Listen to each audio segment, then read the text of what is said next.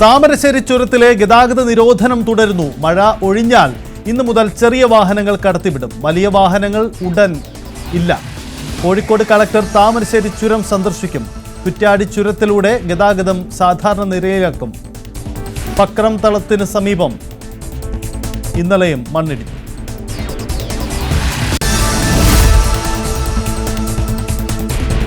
കുറ്റ്യാടിയിൽ acupuncture ചികിത്സയെ തുടർന്ന് cancer ബാധിത മരിച്ച സംഭവത്തിൽ അന്വേഷണത്തിനൊരുങ്ങി പോലീസും ആരോഗ്യവകുപ്പും. ക്യാൻസർ ആണെന്ന് തിരിച്ചറിഞ്ഞിട്ടും വിദഗ്ധ ചികിത്സയ്ക്ക് അക്യുപഞ്ചർ ചികിത്സക അനുവദിച്ചില്ലെന്ന് കുടുംബം.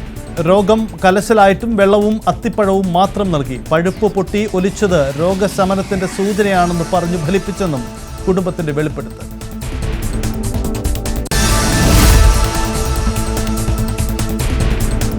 തിരുവനന്തപുരം ജനറൽ ആശുപത്രിയിലെ ശസ്ത്രക്രിയാ പിഴവിൽ പരസ്യ പ്രതിഷേധത്തിന് പരാതിക്കാരി. DMO ഓഫീസിലെത്തി കുടുംബം പ്രതിഷേധിക്കും. ഡോക്ടർ രാജീവ് കുമാറിനെതിരെ പരാതി നൽകി. കാര്യമായ ആരോഗ്യ പ്രശ്നം ഉണ്ടാകില്ലെന്ന് ആരോഗ്യവകുപ്പിന്റെ വിശദീകരണം.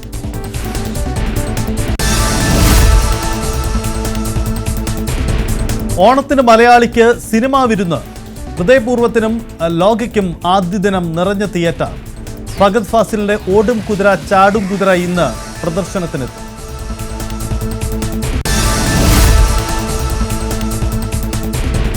ദേശീയ സിനിമാ അവാർഡിൽ നിന്നും ആടുജീവിതത്തെ മനഃപൂർവ്വം ഒഴിവാക്കിയതാണെന്ന് റസൂൽ പൂക്കുട്ടി.